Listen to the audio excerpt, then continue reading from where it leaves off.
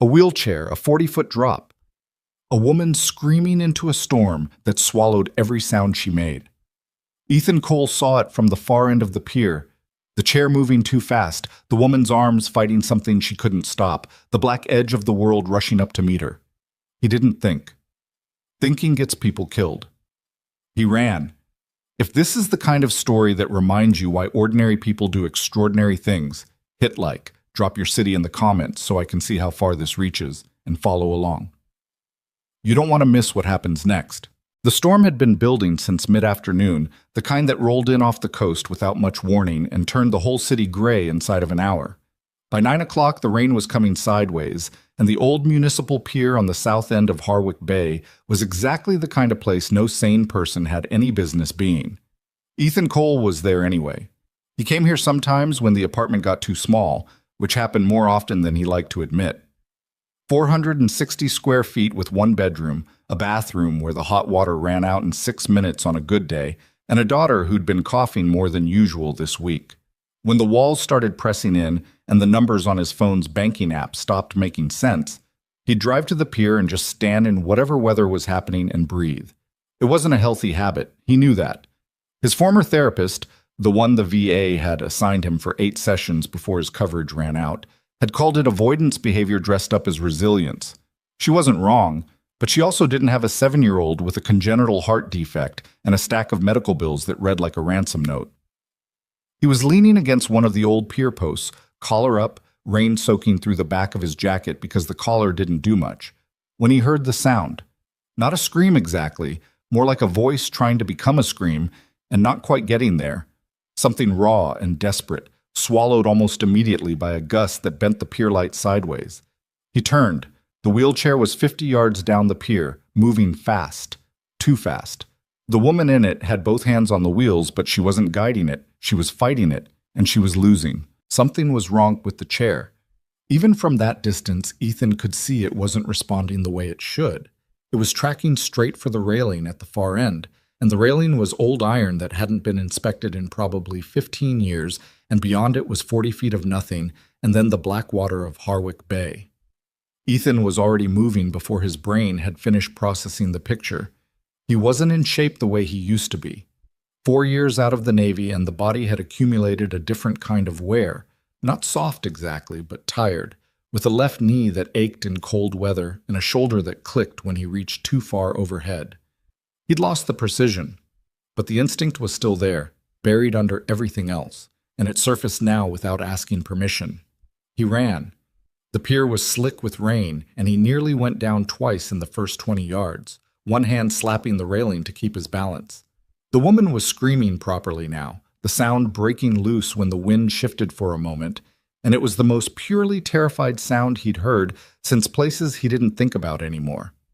He hit the back of the wheelchair at a dead sprint and dug his heels in, and the momentum still carried them both forward 3 more feet, the iron railing slamming into his thighs like a baseball bat. He took it, planted himself, and pulled. The chair rocked. For 1 second that stretched out long and stupid, Ethan thought the railing was going to give, that they were both going over, that this was going to be the last idiotic decision of his fairly idiotic life. The iron groaned. His boots scrabbled against wet wood. Then the railing held. The chair stopped. Ethan stood there with his hands locked on the push handles, breathing hard, rain pouring off the back of his neck, and looked at the woman in the chair. She was looking back at him with eyes that were enormous and dark, and doing that thing eyes do when a person has just stared directly at their own death and can't quite believe they're still here. "Are you—" he started. The chair moved. He hadn't let go of it, but it moved anyway, a slow mechanical lurch toward the railing, and Ethan realized in the same instant that the brake was gone. Not locked. Gone, as if something that was supposed to be there had simply been removed, and the whole frame was canted slightly to the right in a way that wasn't structural damage. It was deliberate. It was built to pull in that direction, and underneath the rain he could smell something metallic and mechanical that he recognized from very different contexts. This wasn't an accident. This was a machine that had been modified to do exactly what it was doing. "Hold on," he said, and he wasn't talking about the railing. The chain was wound through the spokes of the rear wheels, threaded through the brake housing, and whoever had done it with enough knowledge to make it both effective and invisible until the chair was already moving. Ethan got his hand around the near wheel and stopped it manually, the metal cutting into his palm, rain making everything slippery and terrible. "There's something," the woman said. Her voice was steadier than he expected, shaking but present. "The wheel. There's something in the wheel." "I know. I see it." He was already working on it, fingers slipping, knuckles slamming the spoke. "I'm going to need you to hold this handlebar and don't let it turn. Can you do that?" "Yes." She did it. She grabbed the handle and held it with both hands while he worked the chain loose. 2 minutes of ugly, freezing work in the dark and the rain, and when it finally came free, he dropped it on the pier planks, and it made a sound like a small sentence. He straightened up. His hands were bleeding a little where the metal had caught him. The woman was watching him. She'd pulled her hair out of her face at some point, tucked it back with a hand that he noticed was still trembling badly. Late 20s, maybe 30. Well-dressed, or she had been. The coat was soaked through now. She was trying to look composed, and she was mostly managing it, which told him something about her. "Thank you," she said. "Yeah." He looked down the pier, then back toward the lot where his truck was parked.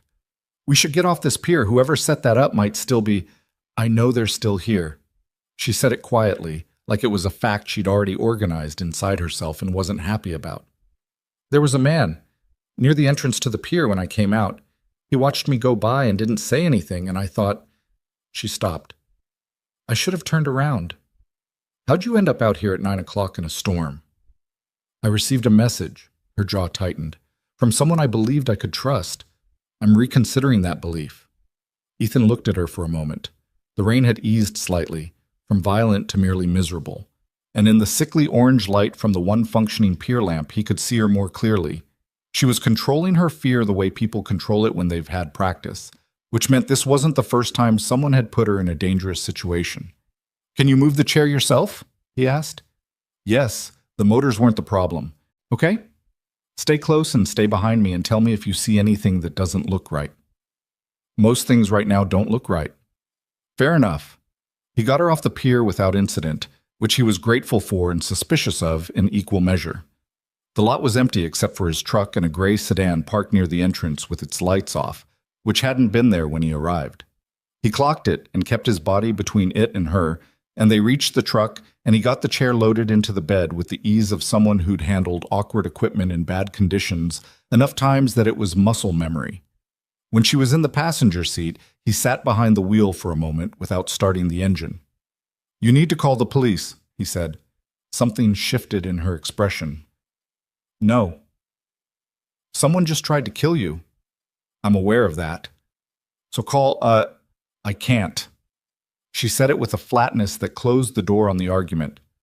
"The person who set this up has relationships with people in this city's law enforcement structure. If I call the police tonight, I'm going to end up in more danger, not less. I need—" She paused, and he could see her working something over in her head, calculating. "I need somewhere safe for tonight. Just tonight. And then I can make some calls in the morning to people I actually trust." Ethan stared out the windshield at the gray sedan across the lot. It still hadn't moved. He thought about Lily, sleeping right now in their apartment with the fan on because she liked the white noise, one arm around the stuffed rabbit she'd had since she was 3. He thought about the sensible thing, the smart thing, the thing that protected the only person in his life who actually depended on him. "You know," he said, "I'm the wrong person to ask for help." "You're the only person I've got." He started the truck. The apartment embarrassed him. He knew it was going to the moment he opened the door, and he still hadn't figured out how to care about that less. He'd made the place livable in the ways that mattered. It was clean, the leak under the kitchen sink wasn't leaking anymore. Lily's corner had her drawings on the wall and her books organized by the color system she'd invented herself. But there was no hiding what it was. A thin-walled, second-hand furnished box with an eviction notice on the inside of the front door that he'd turned around so Lily couldn't read it. He'd forgotten he'd turned it around. The back was blank, so she'd never asked. He'd stopped seeing it. Victoria Hale saw it immediately. She didn't say anything. She was good at not saying anything. Had that particular stillness of someone who'd learned to take in a room without reacting to it. He watched her eyes move across the notice and keep moving across the stack of bills on the counter, the single pull-out couch with the pillow already dented from when he slept there to give Lily the bedroom, the refrigerator covered in drawings of horses, and what appeared to be several portraits of their neighbor's dog. "My daughters," he said, nodding at the drawings, which was unnecessary, and he knew it. "How old?" "7." She nodded. She wheeled herself to the kitchen table, and he saw her glance at the bills without meaning to, and then look away, the way people look away from accidents. He put on coffee because it was something to do with his hands. The rain was still going outside, softer now, and the apartment was quiet except for the particular breathing sounds of a sleeping kid down the hall. "You should know," he said, his back to her, "that I'm not equipped for whatever this is. I'm not in protective services anymore. I work at a gas station 3 days a week and a moving company on weekends." "I know what you are," she said. He turned around. "What does that mean?" "It means I can read a person," she said. "What you did on that pier, that wasn't luck, and it wasn't civilian instinct. You've had training." He looked at her for a moment. "Used to." "Navy?" He poured coffee into the one mug that wasn't chipped, set it in front of her. "Used to," he said again. She wrapped both hands around the mug, and he saw, now that they were in actual light, that her hands were still not entirely steady. The composure was real, but it was costing her something to maintain it. "Okay," she said, "here's what I can tell you. My name is Victoria Hale. I'm the CEO of Hale Dynamics." She said it evenly, the way you say something that normally carries weight, but you've decided to strip the weight off for the sake of efficiency. "The man who tried to have me killed tonight is my stepbrother, Marcus. He's tried before. 8 months ago, there was a car accident that the police ruled as mechanical failure. I was in the hospital for 6 weeks. She paused. "That's when I started using the chair." Ethan had sat down across from her without deciding to. He was looking at her. She was looking back at him in a way that wasn't a plea and wasn't a performance. It was just direct and exhausted and honest in the particular way that exhaustion makes people honest. "He wants control of the company," she said. "I'm the only thing standing between him and it, while I'm alive. And the evidence you mentioned, financial records, internal communications, third-party contracts he routed illegally, enough to put him in a federal facility for years. It exists. I need to be alive to use it." Ethan turned his coffee cup in his hands. The clock on the microwave said 11:47. He had a 6 a.m. shift in 9 hours. "Hale Dynamics," he said slowly. "Yes. The same Hale Dynamics that bought out Ridgeway Industrial Park 2 years ago and converted it." A small shift in her face.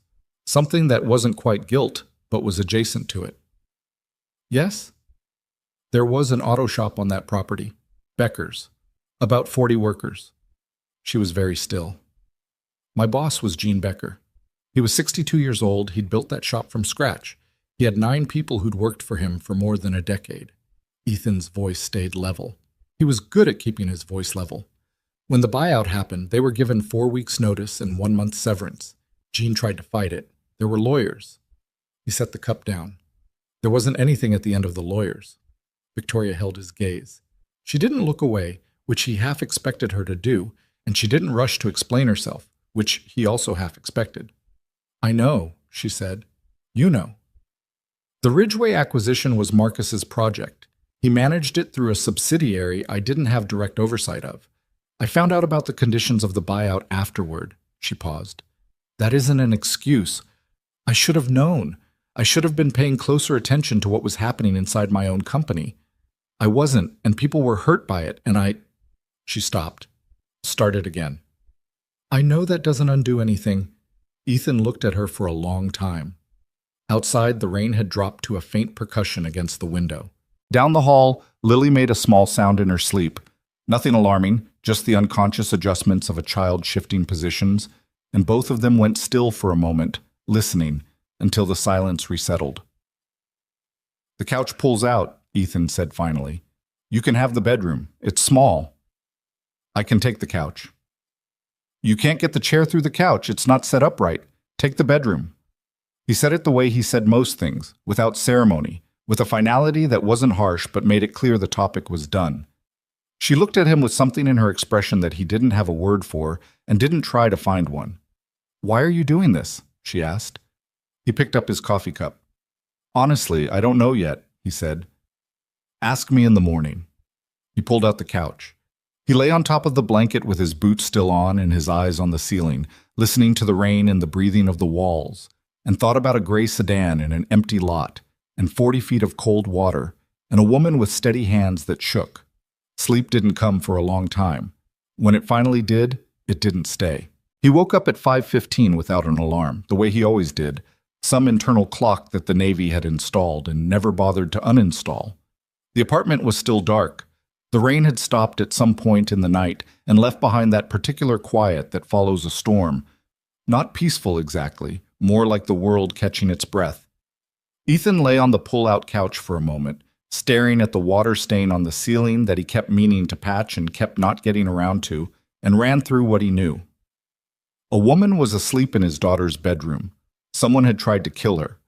The person who'd tried to kill her had resources and connections and enough patience to sabotage a wheelchair rather than do something direct, which meant they were careful and they were willing to wait, which in his experience made them more dangerous than people who acted on impulse. The woman herself was the CEO of a company that had helped put him out of a job and done the same to 40 other people he'd known, and he'd brought her home anyway. He sat up, ran a hand over his face, and went to make coffee. He was on his second cup, sitting at the kitchen table with the stack of bills pulled in front of him because they didn't get less real by ignoring them, when he heard the sound of the chair moving down the hall. It was quiet. She was trying to be quiet. But the old floors had a specific vocabulary, and the chair had a small squeak in the right rear wheel that he'd noticed the night before. Victoria appeared in the kitchen doorway. She'd changed into something. She must have had a bag with her that he hadn't registered. And her hair was down, still slightly damp from the rain or from washing her face, and without the coat and the shock layer of the night before, she looked smaller than she had on the pier. Not fragile, just human-scaled. She looked at him, then at the bills on the table. He didn't move to cover them. "Coffee's on the counter," he said. "Thank you."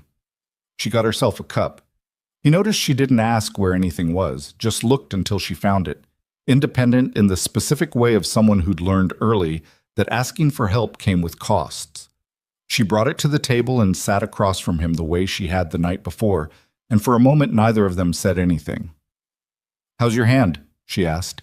He looked at the palm of his left hand where the chain had caught him. He'd forgotten about it. There was a dark bruise across the base of his fingers and a cut that had closed on its own overnight, not deep enough to be serious. "Fine," he said. She looked at it with an expression that said she was forming an opinion about his definition of fine, but had decided not to share it. "I need to make some calls this morning," she said. "I have a lawyer I trust, and one person at the company, my assistant, Renata. She's been with me since before Marcus joined the board. She knows where some of the documents are stored. You can use my phone. I have mine, She stopped, set her coffee cup down. "I want to be transparent with you about something before I use it. Using my phone creates a location record. If Marcus has someone monitoring my signal, and he might, it could bring attention to this address." Ethan looked at her steadily. "Were you going to tell me that before or after you made the calls?" "Before. That's why I'm telling you now." He considered that. It was a small thing, the kind of thing that was easy to overlook in favor of doing what you needed to do, but she'd chosen to say it anyway. He filed that away. "Use the phone once, keep it brief, then turn it off and pull the SIM," he said. "Do you know how to do that?" "I can figure it out. The SIM tray needs a pin or a paperclip. There's one in the junk drawer." He nodded toward it. "After that, we figure out your next step. But I've got a problem first." "What problem?" "My daughter wakes up in about 40 minutes. She's 7 and she's sharp, and if she comes out here and finds a stranger in the apartment, I need to have a story ready that isn't going to scare her." Something moved across Victoria's face that he couldn't read entirely. "What do you usually tell her?" "She doesn't usually come home to strangers," he said. It came out more pointed than he intended. "You're the first." "Of course." She held her coffee cup with both hands. "What would work?" He thought about it. Lily was 7, but she processed things the way older kids did. She'd had enough disruption in her short life that she'd developed an early and accurate instinct for when adults were managing her. She wouldn't be fooled by something too smooth. "The truth is usually better," he said. "I'll tell her you're someone who needed help and you're staying for a bit. She'll accept that. She's used to—" He paused. "She's used to things being complicated." Victoria didn't push on that. She just nodded. They were still sitting there, in the particular silence of two people who don't know each other but have already seen each other in extremity, when Lily's door opened. She came down the hall in her pajamas, the ones with the small stars on them that she'd picked out herself at a discount store 3 months ago, with her hair in the loose braid she always slept in and her rabbit under one arm, and she stopped in the kitchen doorway and looked at Victoria with the direct, unself-conscious appraisal of a child who hasn't yet learned that staring is rude. "Hi," she said. "Hi," Victoria said back. "Are you Dad's friend?" Ethan opened his mouth. Victoria got there first. "I'm someone your dad helped last night," she said. "He let me stay because the weather was bad. My name's Victoria." Lily considered this. She looked at her father. He gave her the small nod that meant it's okay, the one they'd worked out together over years of situations where she needed to read him quickly. "Okay," Lily said. Then, to Victoria, "Do you want some cereal? We have the kind with the little squares and also oatmeal, but the oatmeal's better if you put brown sugar in it." "The little squares sound good," Victoria said. Ethan watched his daughter get out 2 bowls, one for Victoria, one for herself, not one for him because she knew he didn't eat cereal, and carry them to the table with the extreme care of someone transporting something precious. And he felt the particular ache that fatherhood produced in him sometimes, this mixture of fierce love and low-level terror that never fully went away. He got up to call his supervisor at the gas station. He was going to have to miss the shift. He'd done it twice before in the past year, and both times it had been Lily, once for a fever, once for a cardiology appointment, and his supervisor was a tired man named Patrick who ran on vending machine coffee and a thin patience for complications. And Ethan knew the conversation wasn't going to be easy. It wasn't. But when he came back to the kitchen, Lily was explaining her color-coded book system to Victoria with the focused energy of someone sharing important information, and Victoria was listening, actually listening, not performing it, and asking questions that proved she'd followed what had been said. Ethan stood in the doorway for a moment and watched and didn't say anything. Oh. The calls Victoria made were short and careful, and she pulled the SIM card after the second one, sitting at the kitchen table with Ethan's paperclip and a precision that suggested she'd thought about operational security before, or had simply adapted to it quickly. When she was done, she sat with her hands flat on the table and her eyes on the middle distance, working something through. "Renata can get to the documents," she said. "The ones I need. There are financial transfers. Marcus moved money through 4 shell companies over 18 months. The paper trail exists, but it's buried, and he knows it's buried. He's been trying to find where I stored the access codes for the encrypted files." "Does he know you have them?" "He knows I found something. He doesn't know how much." She turned her coffee cup. "The car accident 8 months ago wasn't random. He was trying to stop me from finishing the audit. When that didn't work..." She glanced down at the chair, briefly, and then away. "When that didn't work and I survived, he went quiet for a while. I thought maybe he decided the risk was too high. I started to think I'd misread it." She paused. "I hadn't. Why not go public with what you have now? Give it to a journalist, a federal investigator. Because what I have right now is enough to open an investigation, not enough to close one. Marcus has lawyers who are very good at slowing things down. And while things are being slowed down, I'm in a position where he has every reason to finish what he started." She met Ethan's eyes. "I need the encrypted files. All of them. Once I have those, I can go to the federal level, and I can do it in a way that makes moving against me more conspicuous than it's worth." "Where are the files?" "On a server I control, but the access codes are written down and stored somewhere Marcus doesn't know about. Renata knows where. She can get them to me, but it's going to take a day, maybe 2. And in the meantime, Marcus knows the pier didn't work. He's going to be recalibrating." Ethan sat with that for a moment. Outside, the morning had gone gray-bright, the particular flat light of an overcast day after rain, and the street sounds were starting up. A garbage truck 2 blocks over, the upstairs neighbor's floor creaking as he did whatever he did up there at 6 in the morning. "You can stay here," Ethan said. "For now." She looked at him with an expression that had something careful in it. "You don't have to." "I know I don't have to." "You understand what you're getting involved in." "I understand someone tried to kill you, and the help you have available is a lawyer who needs a day and an assistant who needs 2. He leaned back in his chair. "So, you can stay here. It's not much, but it's not connected to you, and right now that's more useful than comfortable." She was quiet for a moment, then, "I'll pay you. For the time, for the risk." "Don't," he said. Not harsh, just clear. She looked at him. "Don't do that," he said. "Not yet. Maybe not at all. Let's just see what the next 2 days look like." Lily had school, which meant the morning had the particular controlled chaos of getting a 7-year-old ready. The lost shoe that was under the couch, the permission slip that needed signing, the negotiation over whether Tuesday's leftover pasta was an acceptable addition to a lunch bag. And Victoria stayed out of the way of it, which Ethan was quietly grateful for. She sat in the kitchen with her phone's dead sim on the table in front of her and watched the chaos with an expression that was hard to categorize. Not pity, something more like recognition, maybe, of a life she'd been looking at from the outside for a long time. When Ethan came back from dropping Lily at school, the kitchen was cleaner than he'd left it. Victoria had washed the breakfast dishes and put them away, and she'd found the sponge and wiped down the counter, and she'd made fresh coffee. He stood in the doorway and looked at it and didn't comment, because commenting would make it weird, and it wasn't weird. It was just a person doing the useful thing with the time they had. "Her heart," Victoria said when he sat down. It wasn't quite a question. He looked at her. "How do you—" "The paper's on the counter." She said it without apology. "I wasn't prying, but medical billing statements have a particular look.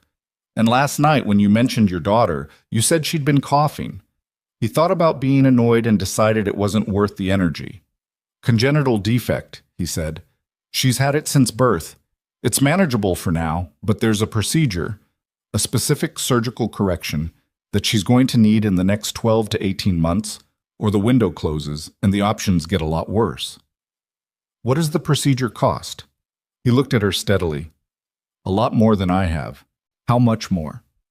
"Victoria, I'm asking because I want to understand the situation, not because I'm going to—" $80,000, he said. "After insurance, which I have through the moving company, but it's got a cap on surgical procedures that tops out well below what this costs." He said it flatly, the way you say a number you've said so many times, it's stopped feeling real. "I've got about 9,000 saved. I've been picking up extra shifts for 8 months. I've applied for 2 grants and been waitlisted on both." Victoria was very still across the table. "So that's the situation," he said, "in case you were wondering why a Navy SEAL is working a gas station." "You're not a Navy SEAL anymore." "No, I'm not." She looked down at her coffee. "What happened?" "After the Navy." He considered not answering. Then he decided it was a fair question given that she'd told him things that could put her in serious legal jeopardy. "I left," he said. It's not a simple answer. I made a decision on a mission that my commanding officer thought was the wrong decision. Tactically, he wasn't wrong. But I was the one on the ground and I made the call I made, and 2 people are alive today who wouldn't be, and 2 people died who might not have. He paused. "I don't talk about the specifics. You don't have to. When I got out, I had a wife, and then I didn't, and then I had Lily, and that was the job. Finding work that kept the lights on and let me be home when she needed me, and also pay for the cardiologist and the prescriptions and everything else." He finished his coffee. "The auto shop was the best version of that for about 2 years. Then the auto shop went away." There it was again. The thing between them that wasn't quite an accusation, just a fact with weight. "The Ridgeway acquisition," Victoria said. "Yeah." She was quiet for a long moment. When she spoke, her voice had something in it that wasn't quite guilt and wasn't quite apology, something harder and more honest than either.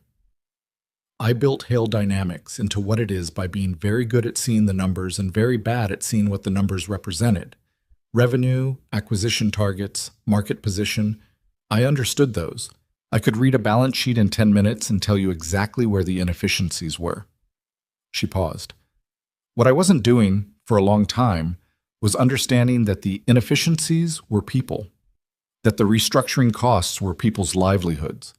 I told myself that the overall growth was worth it, that the people affected would find other things. She stopped. I believed it, which is the worst part. I wasn't cynical about it. I wasn't looking. Ethan listened to this without expression. The accident changed things, she said. Being in the hospital for 6 weeks, being in the chair, it did something to the way I see from the ground up. I'm not saying that like it's a redemption story. I'm saying it made me look at things I'd been not looking at for years, and a lot of what I saw was not good. Including your stepbrother. Including Marcus. Including the things I let happen inside my own company while I was focused on the big picture. She turned her cup again. I was in the middle of trying to fix some of it when he tried to kill me. He doesn't want me to fix it. The corruption benefits him directly. He's been using the company structure to move money for 3 years, and I didn't see it because I trusted him more than I should have. Why? What made him trustworthy? He wasn't always like this. She said it with the weariness of someone who'd turned a fact over many times and still couldn't make it make sense. When he came into the family, his mother married my father when we were teenagers.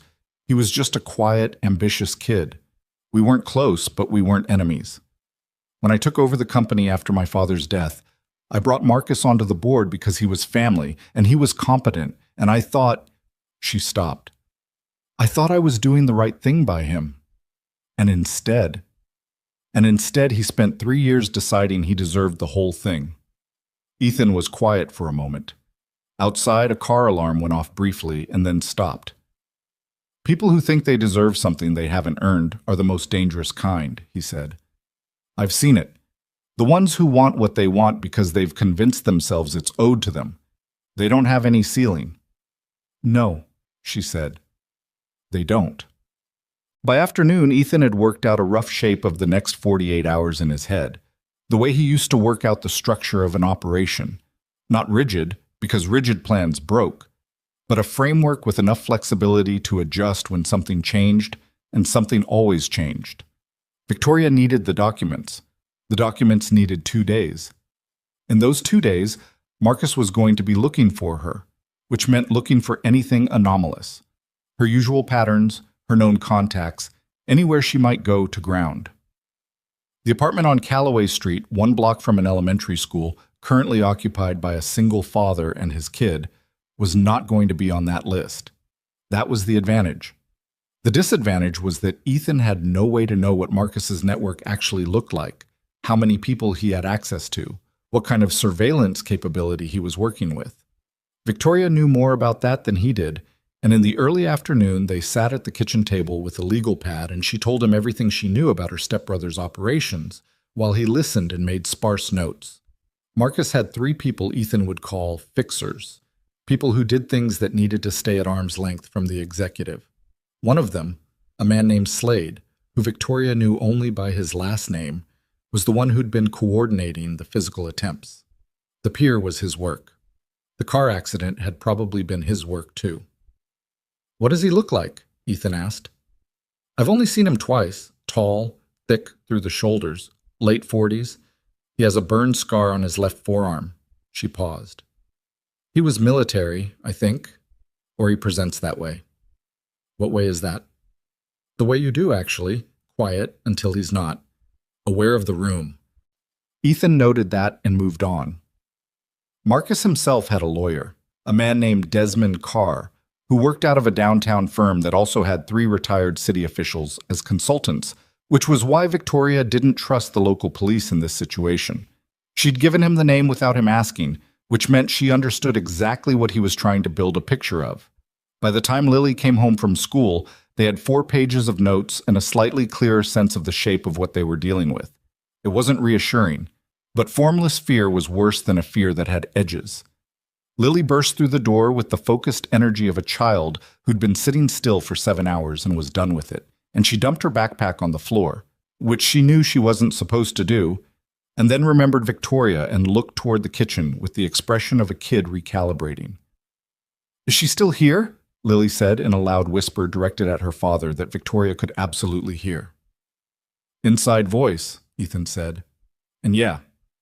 Lily picked up her backpack and brought it to her room the way she was supposed to, and then came back and sat at the kitchen table across from Victoria as if this was a thing that happened normally. "Did you stay here all day?" "I did," Victoria said. "Did my dad make you lunch?" "He did." Lily nodded with the expression of someone verifying information. "He only makes 2 things for lunch, grilled cheese or the egg thing." It was the egg thing. The scrambled eggs with the cheese melted in? "Yes." "That's the good one," Lily said with the authority of someone who'd done extensive field research. Ethan, standing in the kitchen doorway, felt something in his chest do a complicated thing. His daughter was sitting across from the CEO of a billion-dollar company talking about scrambled eggs, and neither of them seemed to think it was strange. Lily, because she was 7 and 7-year-olds, hadn't yet learned to perform their reactions. Victoria, because he didn't know why. Because she was tired, maybe, and tired people stop performing, or because she was actually present in a way that money and power didn't usually coexist with, at least in his experience. He went to the kitchen to figure out dinner. That evening, after Lily was in bed, they sat in the living room with the lamp on and the television off. The notes were on the table. The reality of the next 2 days sat between them like a third presence. "Tell me about the files," Ethan said. "Walk me through exactly what they contain." She did. It took 40 minutes, and she was precise about it. Not lawyerly, not hedging, just factual and clear. The financial transfers, the amounts, the dates, the shell company structures. The communications where Marcus had been explicit enough to be damning. The third-party contracts that routed company money through external vendors he owned under different names. When she was done, Ethan was quiet for a moment. "This is enough," he said. "If it's what you say it is, this is enough to put him away." "I know." "He knows that too. That's why the chair." "Yes. And when Renata gets the access codes to you, I can decrypt the files from anywhere. I just need the codes and a secure connection." "Renata, you trust her completely?" Victoria considered the question seriously, which he respected. "She's worked for me for 6 years. She's turned down 3 better offers that I know about because she wanted to stay. She came to see me every week in the hospital." She paused. "I trust her more than I trust anyone else in my professional life, which isn't saying much because most of those people I don't trust at all. But for Renata, yes, completely." Ethan nodded. "Can I ask you something?" Victoria said. "Go ahead." "Last night on the pier, you were there. You said sometimes when the walls get small, you were just there in that weather, alone. And then this happened." She looked at him. "Does it feel like... I don't know how to ask this without it sounding like something it's not. Like what? Does it feel like something that was supposed to happen? Like you were supposed to be there?" He thought about that honestly. "No," he said. "It feels like chance. I was there because I needed air and I couldn't afford the gas to go anywhere else. And you were there because someone sent you a message that was a setup. That's not fate. That's just what night it was." She looked at him steadily. "And yet here we are." "Here we are," he said. "Doesn't mean it was supposed to be, just means it is." She seemed to sit with that for a moment, turning it over. Then she looked toward the hallway where Lily's door was closed, and the expression on her face was one he hadn't seen from her before. Open in a way the rest of her wasn't, unguarded, like something she hadn't meant to let show. "She's remarkable," Victoria said. "Your daughter." "I know," he said. Simple and sure, the way he said it every time. Because it was the one thing he never needed to qualify. Outside, the city did what cities do at night. Settled into its lower register, the distant sounds of traffic and the occasional voice, the world continuing on without particular regard for the people inside it. Ethan turned off the lamp at 10, and Victoria went down the hall, and he lay on the pull-out couch again with his eyes on the ceiling. Somewhere across town, a man named Marcus Hale was sitting with the fact that Victoria had survived again and recalibrating and deciding what came next. Ethan stared at the ceiling and thought about that, and about the chain in the wheelchair, and about the gray sedan in the lot, and about a burn scar on a man's left forearm. He didn't sleep much, but this time it was less about fear and more about thinking, which felt different, which felt almost like purpose, which was something he hadn't had a clean version of in a while. Renata called on the second morning using a number Victoria didn't recognize, which meant she'd been careful, which meant she understood the situation was serious without needing it spelled out. The call lasted 4 minutes.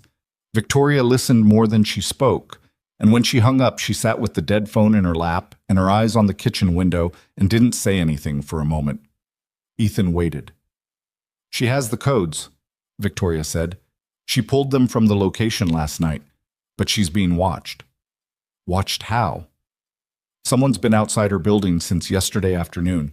She noticed because the same car was there when she left for work and when she came home. Dark blue. No plates she could read." Victoria set the phone on the table. "She's smart enough not to lead them to us. She didn't come here directly." "Where is she now?" "Her sister's place, across town. She went there for dinner last night and stayed over. Normal enough that it shouldn't flag." Victoria paused. "But getting the codes from her to me without whoever's watching her following that thread, that's the problem." Ethan was quiet for a moment, turning the shape of it over. "Does she drive?" "Yes." "Does Marcus's man, Slade, does he know what Renata looks like?" "Probably. She's been my assistant for 6 years. She's been visible at enough company events." "So direct handoff is out." He leaned back in his chair. "Does she have someone she trusts? Someone not connected to Hale Dynamics?" Victoria thought about it. Her sister's husband works at a hotel downtown, the Caldwell. He's not connected to anything. If Renata passes the codes to her brother-in-law and he drops them somewhere public, front desk of the hotel, held under a name, that breaks the chain. Whoever's watching Renata watches Renata. They're not watching a hotel desk clerk who has no visible connection to anything. Victoria looked at him. Something had shifted in her expression from the day before. Less of the guarded, careful distance, more of the direct attention of someone who is actually working alongside another person rather than managing them. "That could work? Can you trust the brother-in-law?" "I don't know him, but Renata trusts her sister and her sister trusts him, and the chain is short enough." She paused. "I'd have to tell Renata what to write down. The codes can't be transmitted digitally, that's the whole point. She'd need to copy them by hand onto something that can be picked up physically. Tell her to write them on the inside page of any paperback novel, something generic. Leave it at the Caldwell front desk for a guest checking in under..." He thought for a second. "Under the name Daniel Marsh." "That's not your name." "No. That's the point." The hotel pickup took until early afternoon to arrange, and in the space between the plan and its execution, there was time, which was its own kind of pressure.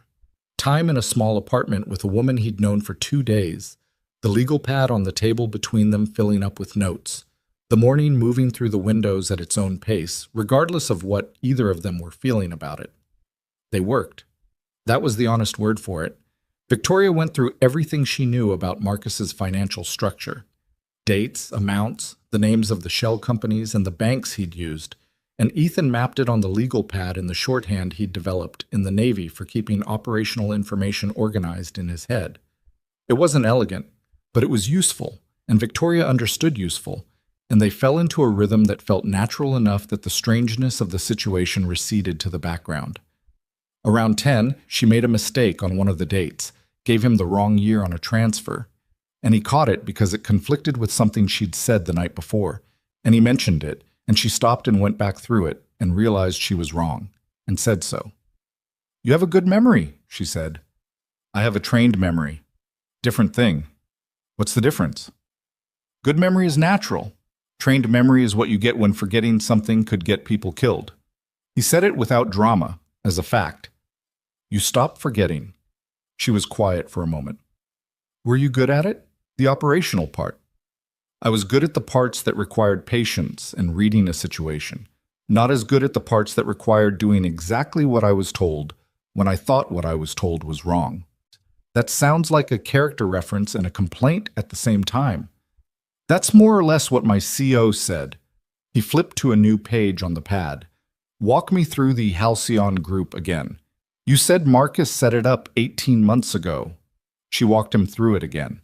He listened and wrote and didn't interrupt. And she noticed, she'd begun noticing these things, that he had the particular quality of attention that didn't feel like performance. He wasn't nodding to show her he was listening. He was just listening. Ethan picked up the novel at the Caldwell at 11:45, using the name Daniel Marsh with a straight face and the calm of someone for whom lying smoothly had been a job requirement. The desk clerk handed over a worn paperback thriller without curiosity or ceremony, and Ethan walked it to his truck and opened it in the parking structure and found Renata's handwriting on the inside front cover, a sequence of letters and numbers arranged in 3 lines, small and precise, with the pencil marks already fading because she'd gone over them lightly on purpose. He photographed it with his phone, closed the book, and drove back to the apartment. When Victoria saw the photo, her whole body changed. Not dramatically. She didn't make a sound or reach out, but the tension that had been running through her since the pier, the particular held-in quality of someone waiting for the other shoe, eased slightly. Not gone, just less total. "This is it," she said. "This gets you into the files?" "This gets me into everything." She looked up at him. "I need a secure connection, not this apartment's Wi-Fi. It's registered to you, and if they're thorough enough, they've already flagged your address from the pier." She thought for a moment. "The library on Carver Street has a public terminal network, individual sessions, no login required. That's also public. Anyone could be watching the terminal. Not if the session is encrypted end-to-end. I have a VPN protocol I can run through the browser. It won't be visible from the network side." She paused. "It's not perfect, but it's better than here and better than anywhere connected to me." It was the best option they had. Sometimes the best option was just the least bad one. They went at 2 in the afternoon, the middle of the day when the library was busy enough that 2 more people at a terminal weren't notable. Ethan pushed the chair, and they moved through the stacks to the terminal alcove in the back, and Victoria worked for 22 minutes while Ethan stood at the end of the row and watched the entrance and thought about nothing except the entrance. She came out of it with her jaw set and her hands in her lap and her eyes doing the thing they did when she was processing something that she needed a moment to absorb. "I have them," she said. Quiet, almost like she hadn't entirely believed until this moment that it would work. All of it. All of it. Transferred to an encrypted cloud partition that Marcus doesn't have the architecture to locate, let alone access. She exhaled, slow and deliberate. "I have enough to make him disappear from public life for a long time." "Then we need to talk about how to use it," Ethan said. "I know." She looked up at him. "But not here." On the walk back to the truck, 2 things happened. The first was that Ethan noticed a man in a gray jacket near the library entrance who'd been there when they went in and was still there when they came out, which might have been nothing and might not have been. The second was that he noticed the man looking at his phone, then looking up, then at Victoria, then back at his phone. Ethan didn't change his pace. He put a hand on the back of the chair, natural, and steered slightly left, taking them between 2 parked cars rather than along the sidewalk. "Don't look," he said, quiet. "What is it?" "Man at the entrance. He may have recognized you. Keep moving and don't react." They got to the truck. He loaded the chair and got Victoria in and pulled out of the lot onto Carver Street heading west, away from the apartment, and drove for 3 minutes before he said anything. "You okay?" "Yes." She was looking in the side mirror. "Do you see him?" "No. Either we're clean or he called it in and someone else picks it up later. I don't know which yet." He drove another block. "I'm going to take the long way back." "Okay. Tell me if anything looks wrong to you." "I don't know what wrong looks like in traffic." "If a car has been behind us for more than 4 turns, that's wrong." He glanced in the rear view. "Otherwise, just tell me if you see the blue sedan Renata described." She watched. He drove. Nothing materialized. By the time they got back to the apartment, Ethan had decided it had probably been nothing. A man checking his phone, looking up, coincidence of timing, but probably wasn't the same as certainly, and he filed it in the part of his mind where he put things that needed to stay active. That evening, the three of them had dinner together in the kitchen, which had become, by the second night, a thing that happened without anyone deciding it should. Lily had appointed herself responsible for setting the table, which she did with extreme seriousness, forks and napkins, and the good glasses. The good glasses were the 4 that didn't have small chips in them, arranged with the precision of someone who believed the table deserved to be taken seriously. "We're having spaghetti," Lily announced to Victoria. "Dad only makes it one way, but it's really good his way." "I believe you," Victoria said. He puts garlic in the sauce, not from a jar, real garlic." "The jar is fine," Ethan said from the stove. "You always say real garlic is better." "I say a lot of things." Lily looked at Victoria with the expression of someone seeking confirmation of something. "He says that when he knows he's right but doesn't want to have a whole conversation about it." Victoria looked at Ethan's back, and the corner of her mouth moved in a way that was the beginning of a smile and didn't quite get there. "Good to know." The meal was not remarkable. The sauce was good because it was simple, and he knew what he was doing with it. And Lily talked about a girl in her class who had claimed she could speak French but couldn't actually speak French, which she'd confirmed by looking up the words on the classroom computer. And Victoria asked questions about this situation with what appeared to be genuine investment in how it resolved.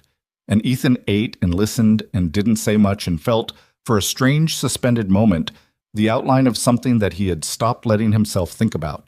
A table with more than 2 people at it, a meal that had a shape because of the number of people present, a conversation that went in directions he hadn't predicted.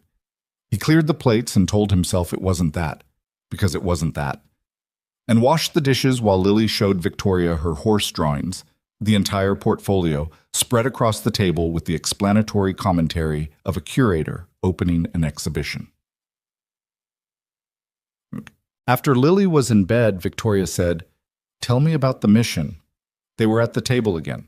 The legal pad was there, but the notes were secondary now. Something had shifted in the tone of the evening. The meal, maybe, or the library, or the accumulated weight of 2 days in close quarters with someone.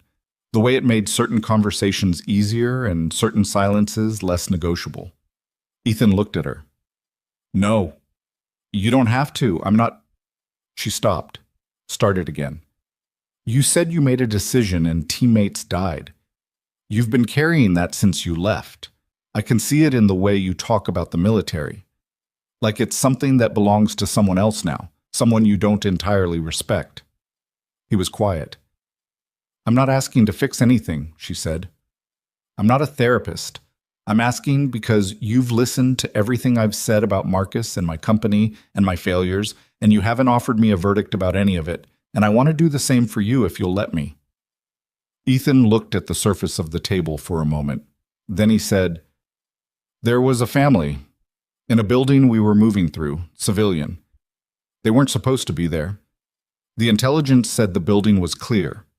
But they were there, a woman and 2 kids, and my team was taking fire from the upper floor, and the protocol was to secure forward and not stop for civilians in an active engagement."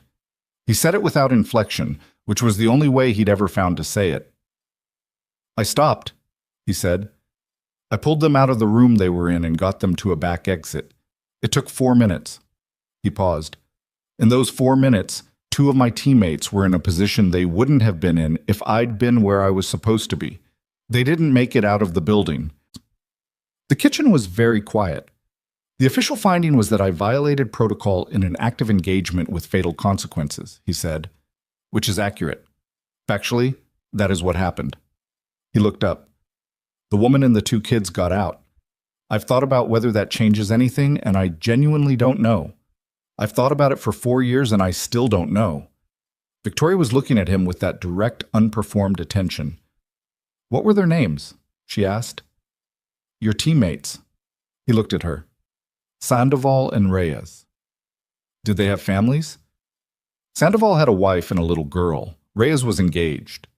He stopped. "Why are you asking?" "Because you told me the protocol and the finding and the outcome," she said. "And you didn't tell me their names. I wanted to hear them." He didn't say anything for a moment. "I'm not going to tell you it wasn't your fault," she said, "or that it was. I don't know enough to say either thing honestly, and I think you'd see through it anyway. She held his gaze. What I can tell you is that what I see from the pier from the last 2 days is someone who stops for people. That's not nothing. That doesn't clean the ledger. I know it doesn't, but it's not nothing. Ethan sat with that, not accepting it, not rejecting it, just letting it be in the room. Your ledger isn't clean either, he said, finally. Not unkindly. No, she said, it isn't. So what do we do with that? I think we just keep going, she said. I don't know what else there is. He almost smiled, not quite. Yeah, he said. That's about where I've landed, too. The next morning brought a problem. Ethan had set a light trip. One of the things he'd done after getting settled in the apartment was establish a few basic early warning measures, old habits that hadn't entirely decomposed. A piece of tape across the bottom of the front door, placed at a height that a door opening from outside would disrupt. A small wedge under the back window. Basic and low-tech, the kind of thing that didn't require equipment and didn't draw attention. The tape was intact. The wedge was not. He stood in the kitchen at 5:40 in the morning and looked at the back window from across the room without approaching it. The wedge was on the floor instead of under the window frame. It had either fallen, possible if it had been placed imperfectly, except he hadn't placed it imperfectly. He'd done it the same way he'd done it for 4 years. Or something had come in contact with the window from outside. He went back to the pull-out couch, sat on it, and thought about this quietly for 3 minutes before getting up and going to Victoria's room and knocking softly.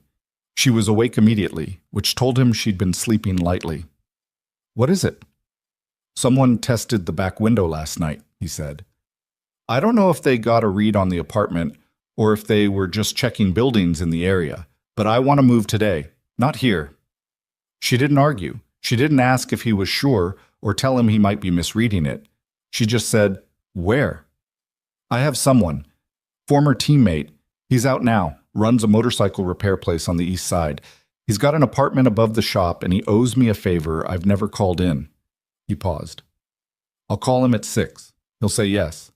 You're sure? About the favor, yes. About whether we're actually being watched or whether the wedge just fell? No. But I'd rather be wrong about the threat than right about it and unprepared. She looked at him for a moment in the early dark of the room. Okay, she said. I'll pack what I have. Light, he said. Fast.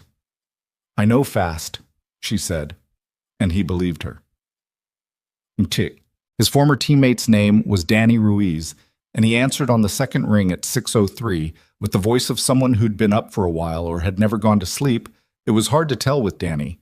Ethan explained the situation in 3 sentences, fewer than he would have given anyone else, but Danny had the useful quality of requiring very little setup to understand the essential shape of things.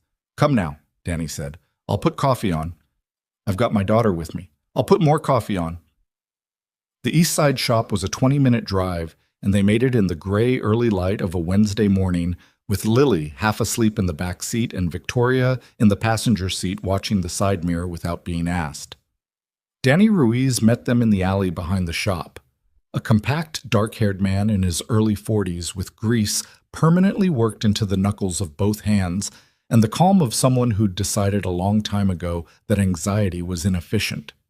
He looked at Ethan, then at Victoria, then at Lily, asleep against the door.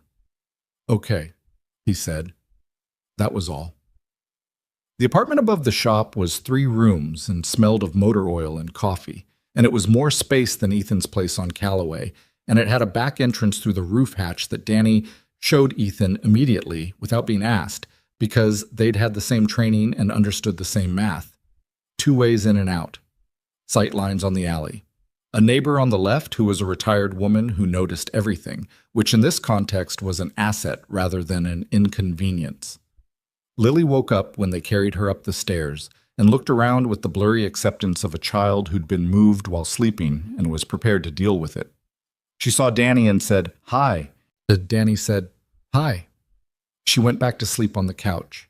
Ethan stood in the kitchen of the apartment above the motorcycle shop and looked out the window at the alley below and thought about the window wedge on the floor and the gray sedan at the pier lot and the man with the gray jacket outside the library, and he thought about how patterns worked, and he thought about what it meant that the pattern was tightening. "He's escalating," he said. Not to anyone in particular. Victoria was behind him, at the kitchen table, and she heard it. "I know," she said. "The pier didn't work, and he knows I'm alive and that I have help, and he knows time is working against him now. Which means he's going to do something less careful." "Yes." Ethan turned from the window. "Then we need to move first." He said it quietly, the way he said most things, but she heard what was underneath it. Not aggression, not impulse, just the cold clarity of someone who had finally found the angle that mattered. "Tell me about the corporate event," he said. "The one Marcus is hosting next week." Victoria's expression changed. Not surprise, she'd been working toward this too. He could see it. But the particular focus of someone who just heard the conversation arrive at the place where it needed to go. "The Hale Dynamics Annual Investor Summit," she said. "Thursday. He's been planning it for 3 months. The entire board will be there. The major shareholders, 3 members of the Federal Regulatory Committee he's been cultivating. That's everyone he needs to make permanent what he's done. And everyone who needs to see what he's actually done," she said. Ethan pulled out a chair and sat down across from her. "Tell me everything about that event, the venue, the security, the schedule, all of it." She told him, and he listened with the full attention of someone building something, piece by piece, in the space between what existed and what needed to happen, and for the first time since the pier, the shape of what came next had a structure he could work with. Outside, Harwick woke up around them. Traffic and distance and the smell of coffee and motor oil. Ordinary and indifferent, carrying on the way it always did, knowing nothing about what was being decided in the apartment above the motorcycle shop on a Wednesday morning in the gray autumn light. The planning took 4 days, which wasn't enough and was all they had. Ethan worked the way he'd always worked when time was the constraint, not by cutting corners, but by deciding early which corners weren't load-bearing and which ones were, and only putting his attention on the ones that mattered. Danny Ruiz's apartment above the motorcycle shop became, over those 4 days, something between a safe house and a war room, the kitchen table buried under printed floor plans that Victoria had pulled from the architectural firm that had designed the Meridian Conference Center 3 years ago, event schedules that Renata had forwarded through the same indirect channel as the codes, and Ethan's legal pads, now on their 3rd booklet, covered in his small, precise handwriting. Danny came and went from the shop below and asked few questions, and provided useful things without being prompted. Coffee, food, an extra burner phone he had from a period in his life he didn't discuss, a detailed verbal layout of the Meridian's loading dock from a job he'd done there 2 years ago, installing a custom exhaust display for a trade show. The loading dock information was the most useful thing anyone gave them in the first 2 days. Lily stayed. That was the part Ethan hadn't fully figured out before they moved, and it was the part that bothered him most. Not the plan itself, not the risk to himself, but the fact that his daughter was sleeping on a pull-out couch above a motorcycle shop because the apartment on Callaway was compromised and he had nowhere else to put her that was both safe and not terrifying to explain. He'd told her it was an adventure. She'd accepted this with the flexible pragmatism of a child who'd learned that her father sometimes said things like that when the real explanation was complicated. On the second evening, Lily had come to find him at the kitchen table, where he was working through the event security layout, and she'd climbed into the chair next to him and looked at the papers and said, "Is Victoria in trouble?" He'd looked at her. "Why?" "Because she gets a face sometimes. Like when you have a face but you don't want me to see it." He'd thought about the honest version and the protective version and landed somewhere in between. "She has a problem that we're working on fixing," he said. Lily considered this. "Is that why we're here?" "Yeah."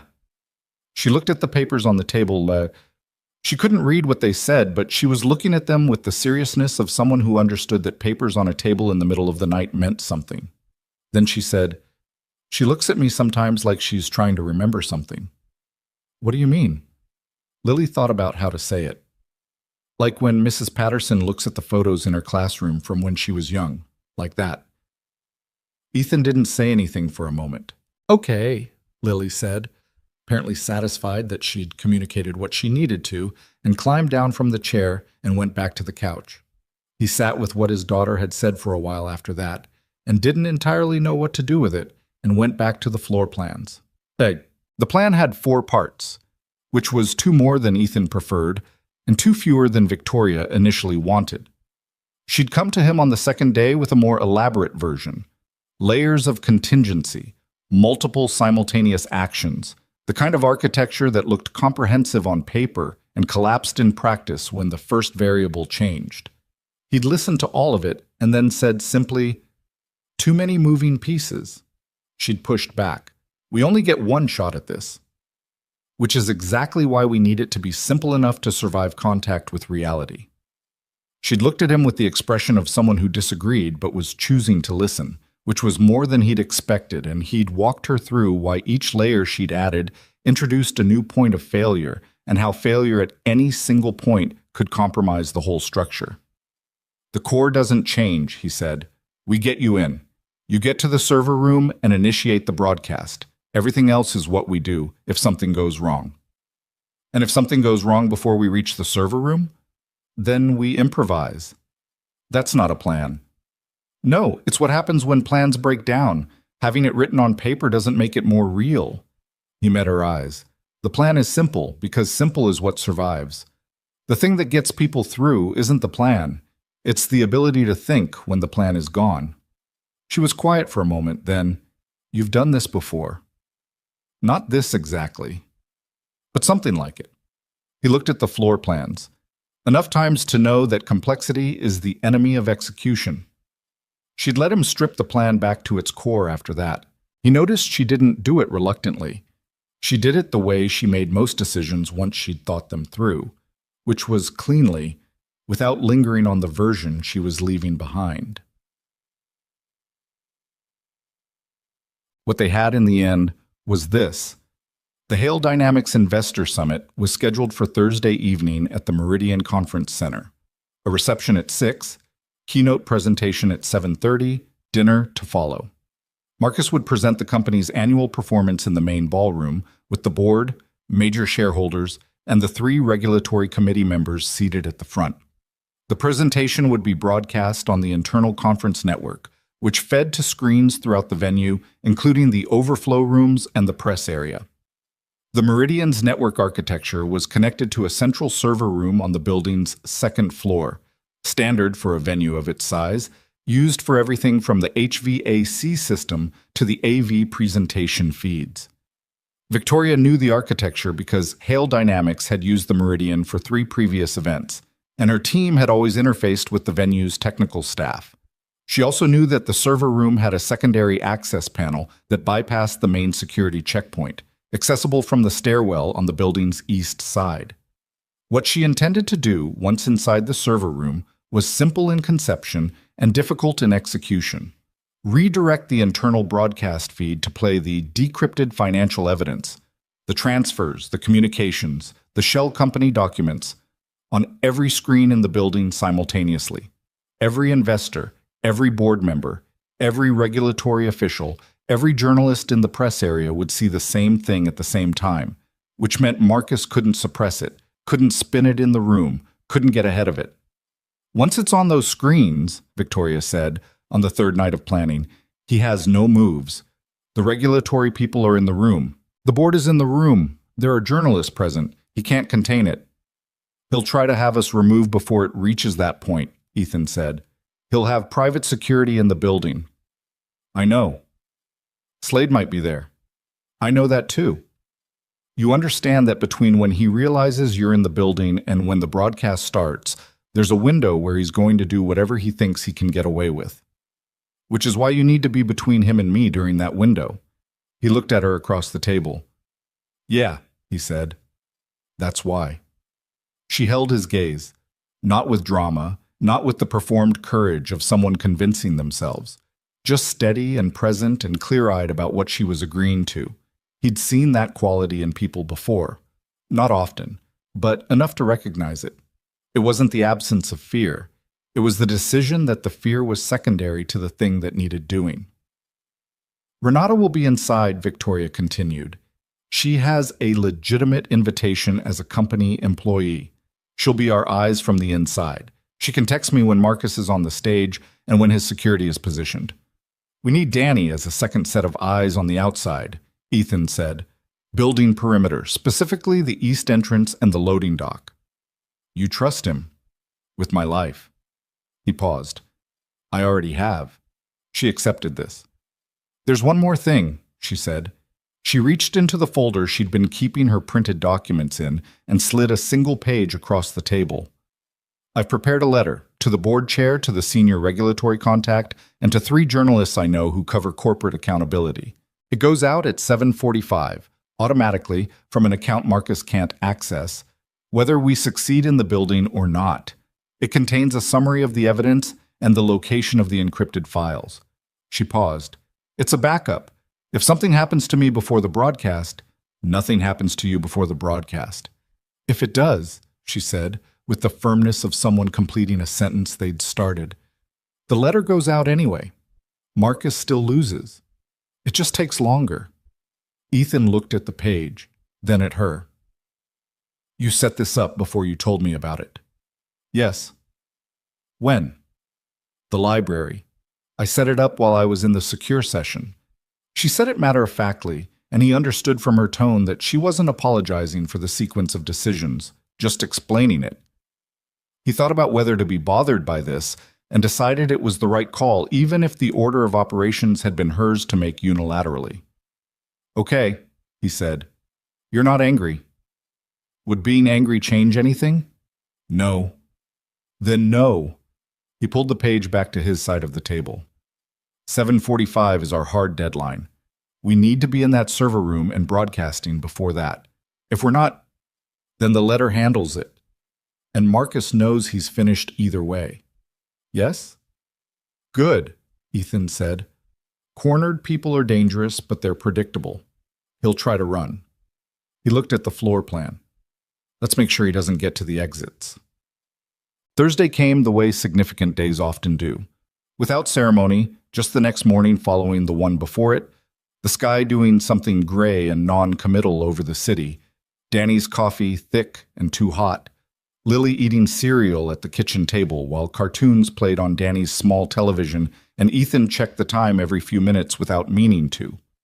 He'd arranged for Danny's neighbor, the retired woman downstairs, whose name was Mrs. Cho and who had grandchildren Lily's age and an ironclad boredom with her own company, to take Lily for the afternoon and evening.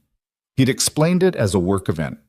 Mrs. Cho had accepted this with the particular incuriousness of someone who had learned over 8 decades that most things weren't her business and had arrived at 10 with a bag of board games and an offer to make dumplings, which Lily had received with immediate enthusiasm. When Lily hugged him before he left, she held on a beat longer than usual and then let go and looked at him with her mother's eyes. His ex-wife had had this particular directness that Lily had inherited completely and which occasionally undid him, and said, "Come back." Not be careful, not I love you, not a question, just that. Yeah, he said. I will. He and Victoria left Danny's at 4 in the afternoon.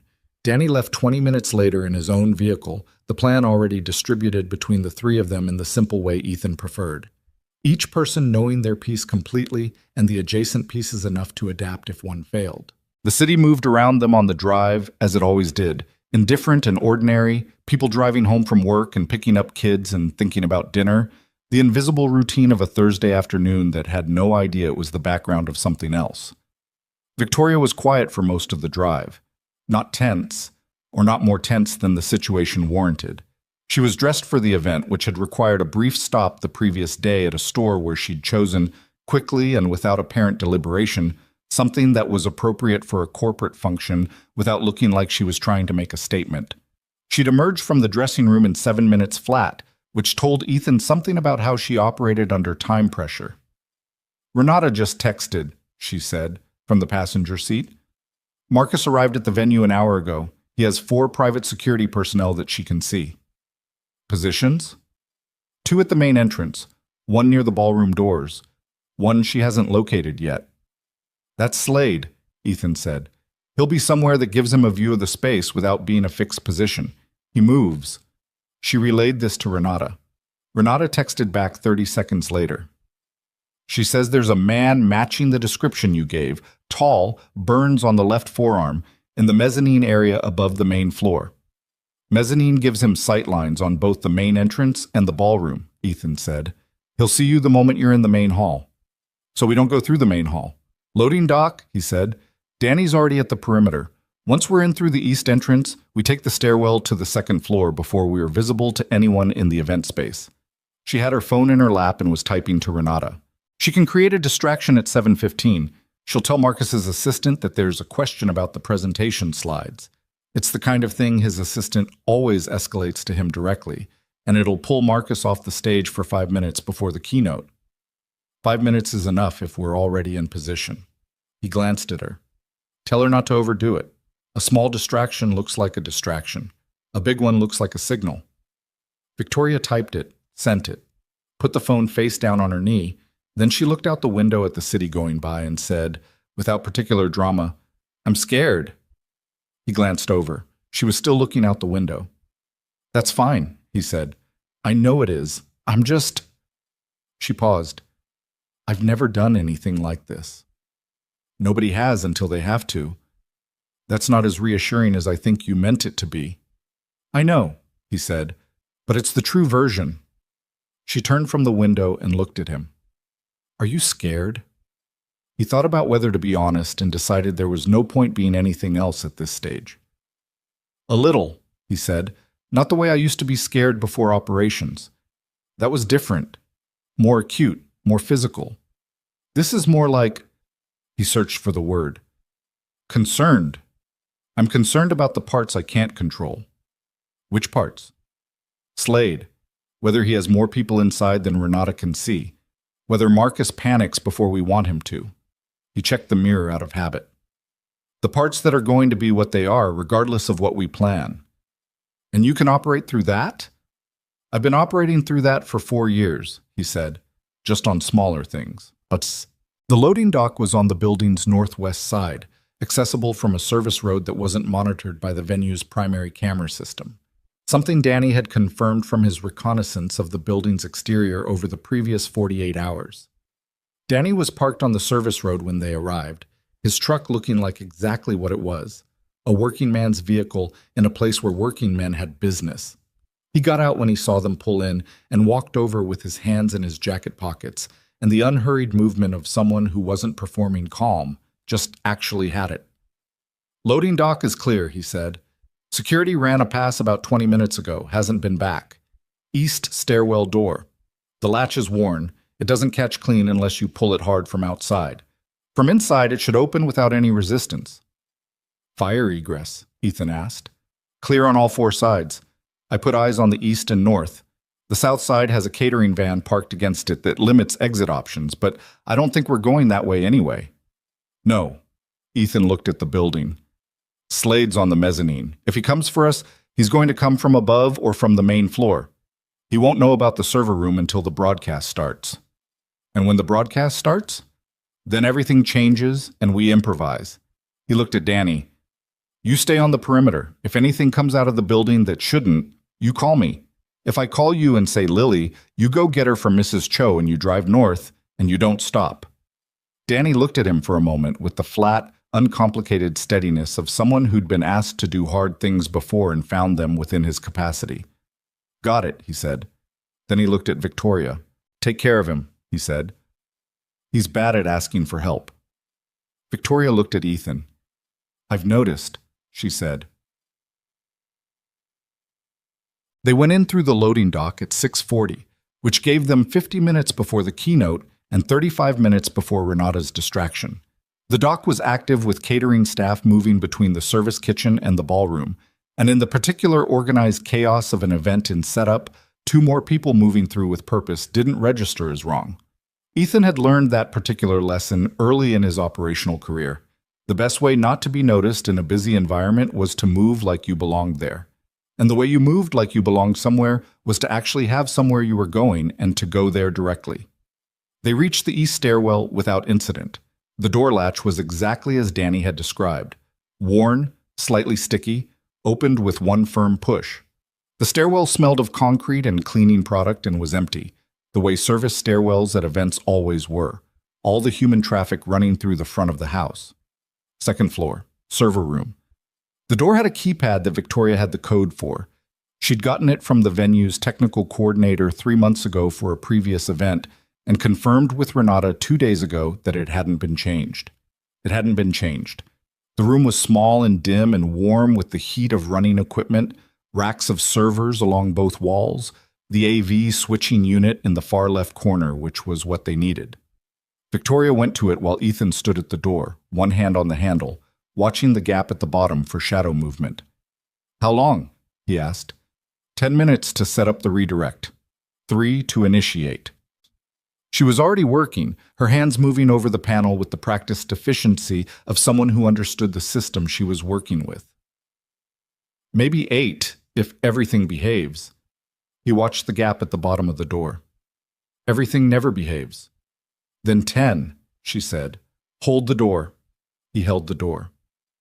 At 7:12, his phone vibrated. Renata. Distraction initiated. Marcus is off the stage. You have 5 minutes before he comes back. He told Victoria. Almost there, she said. Her voice was steady, but he could hear something underneath it. Not panic, just the tightness of someone working at the edge of their capacity and knowing it. The redirect is set. I need 2 more minutes to cue the files in sequence. You have 2 minutes. She worked. He watched the door.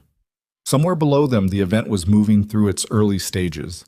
He could hear the muffled sound of crowd noise, the particular acoustic blur of several hundred people in a large room, glasses and voices, and the distant sound of someone at a microphone doing a sound check.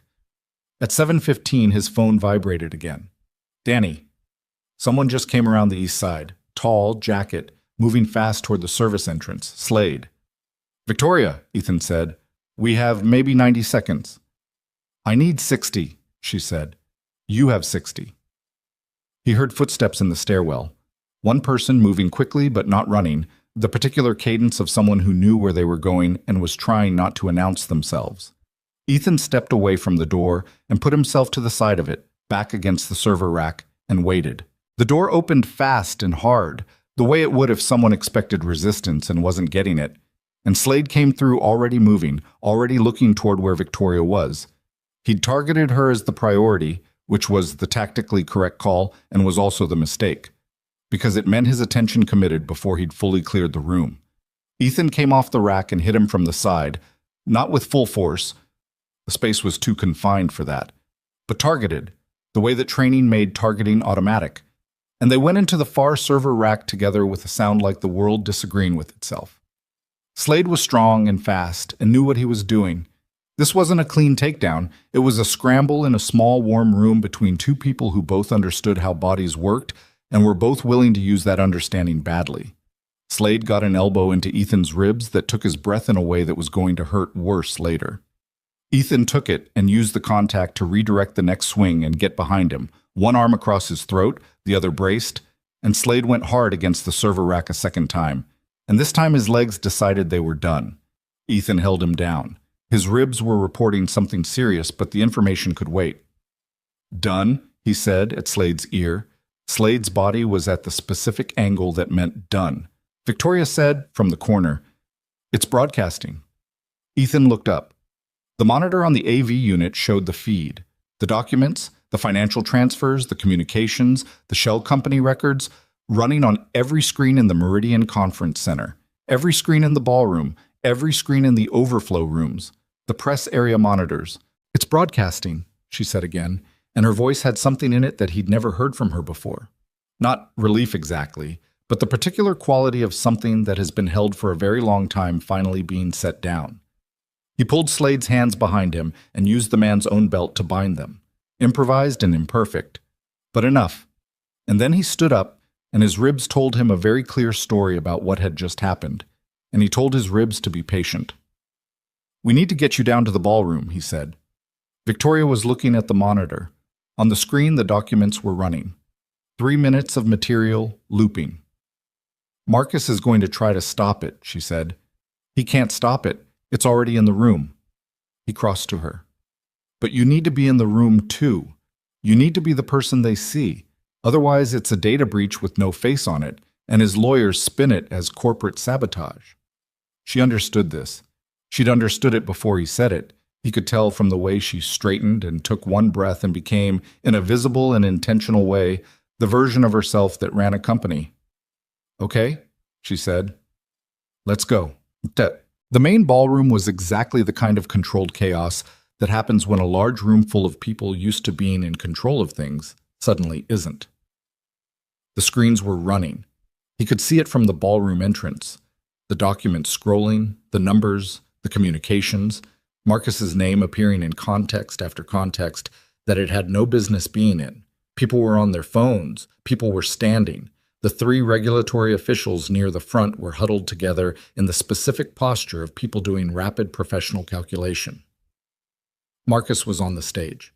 He was trying to speak into the microphone, and the microphone was live, but nobody was listening to the microphone because the screens were more interesting than anything he could say. He saw Victoria at the entrance.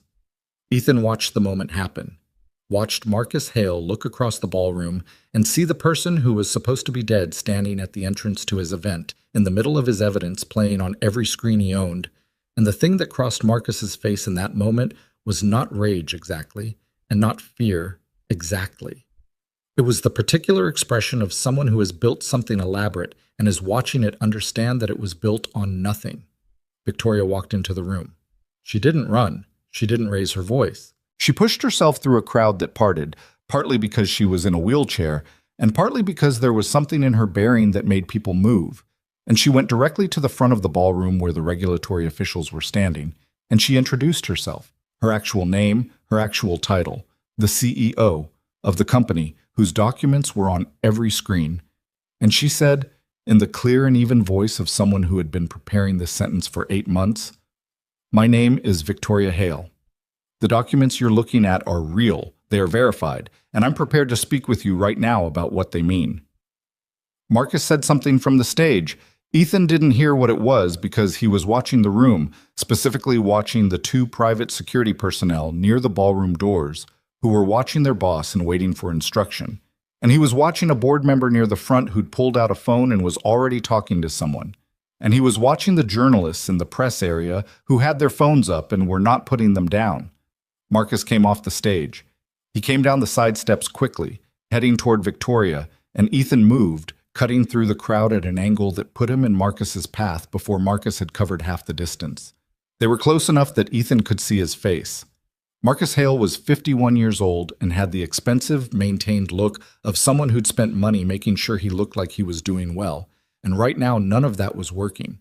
His eyes were doing a rapid, terrible calculation about options. "You need to stop," Ethan said. Quiet. Just between them. "Who are you?" Marcus said. "Someone your people couldn't handle twice." Ethan held his ground. He didn't touch him. He didn't need to. "It's done. You understand that, right? Whatever you're thinking about doing right now, but it doesn't change what's on those screens. The people who need to see it have already seen it." Marcus looked past him at Victoria, who was speaking with the regulatory officials, one of whom had already taken out a badge that had a federal seal on it and was holding it where she could see it. "The exits," Ethan said, still quiet, "are being watched. I'd recommend you stay where you are." Marcus Hale stood in the middle of his own event and looked at the screens and looked at the federal official and looked at the woman he'd tried to have killed twice, who was alive and speaking in complete sentences to the people who mattered most. And he made a decision that Ethan could read in his body before it happened. The shoulders dropping, the weight shifting back, the particular physics of a man abandoning forward momentum. He stayed where he was. It took 40 minutes for the first federal authorities to arrive on site. 40 minutes during which the room held its breath in the uncomfortable way that rooms do when something enormous has happened and nobody is entirely sure what the procedure is. Victoria spoke for most of those 40 minutes.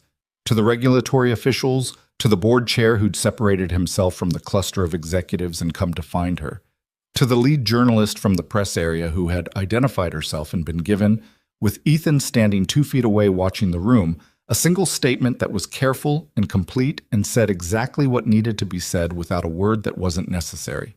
When the federal agents came in through the main entrance, the room shifted again, people stepping back, conversation stopping. the instinctive human reaction to authority arriving with purpose. Ethan watched them move to Marcus, watched Marcus's face do its final calculation, watched the moment resolve. He stepped back. His ribs were a sustained and specific complaint.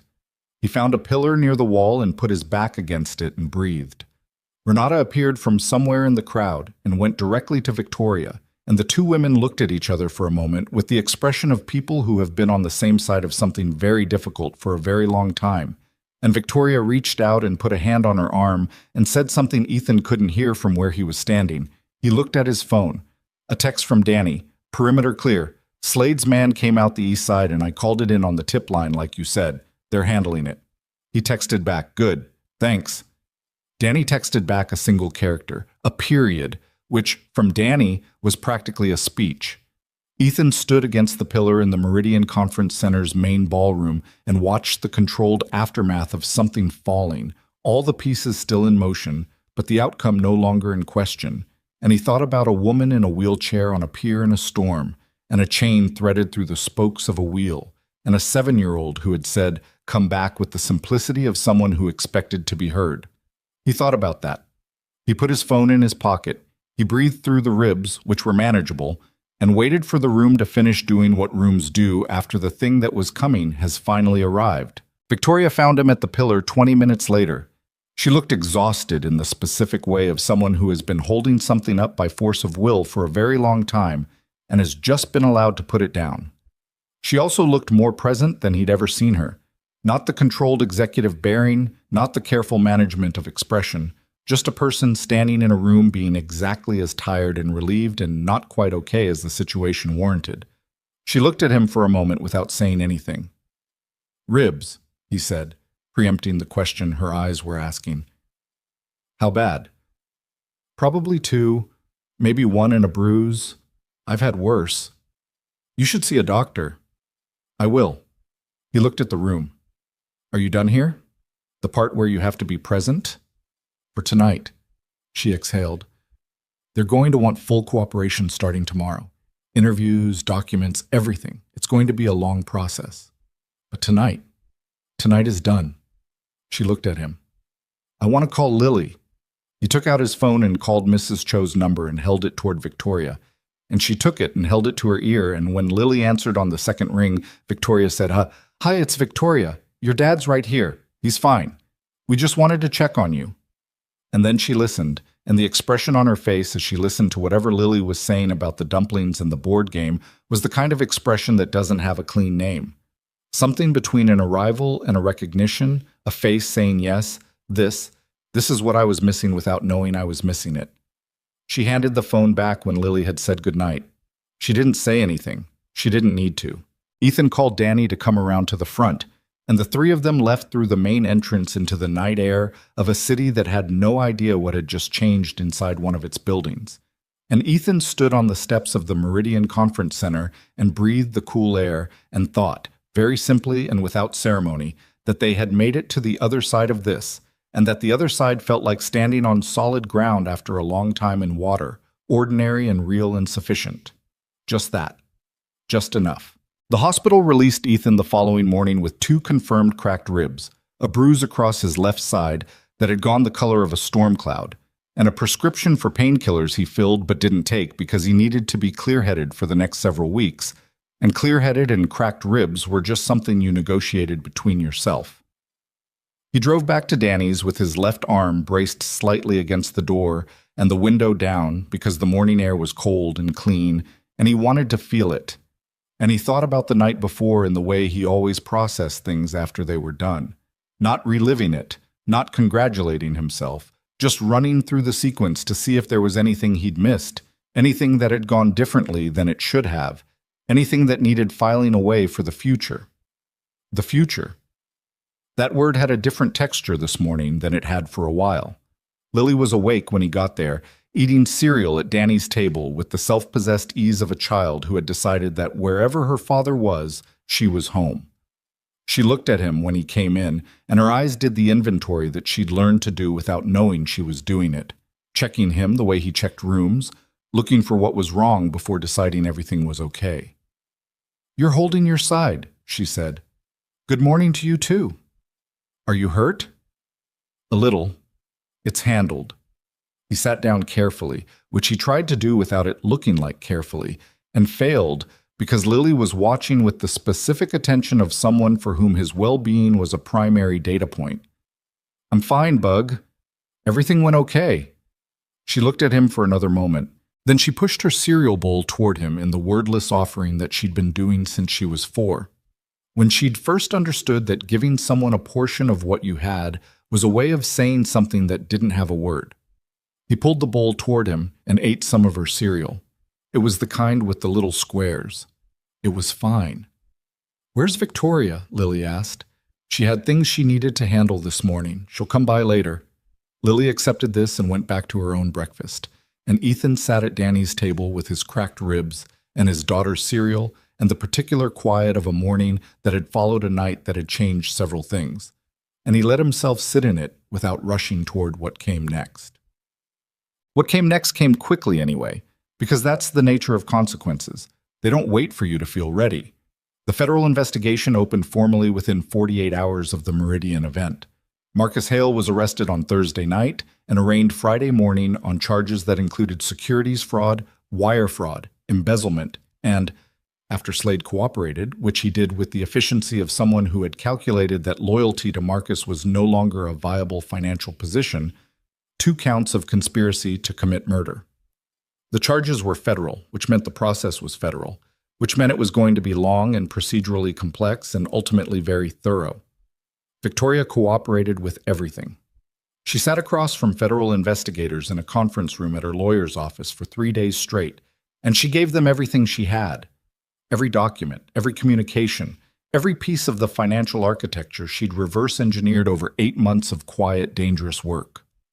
Her lawyer was a compact woman named Selena Park, who had the manner of someone who'd spent 20 years in rooms where people lied to her and had consequently become very good at identifying when they weren't, and who had apparently told Victoria on the first morning that this was either going to be very clean or very messy, depending entirely on whether Victoria left anything out. Victoria left nothing out.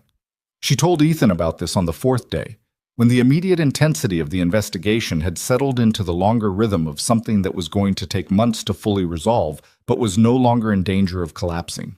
They were sitting in the small conference room adjacent to Selena's office, waiting for the afternoon session to begin, and Victoria had a coffee she wasn't drinking and the look of someone running on less sleep than was compatible with long-term function.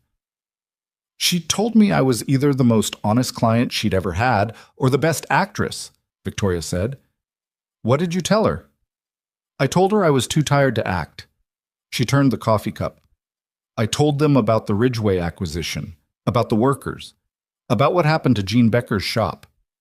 She looked at Ethan directly. I didn't have to. It wasn't relevant to the fraud charges. But Selena asked me if there was anything I'd done inside the company that I wasn't proud of, and I said yes, and I told her. He looked at her. She said it was probably going to come up in discovery anyway, Victoria said.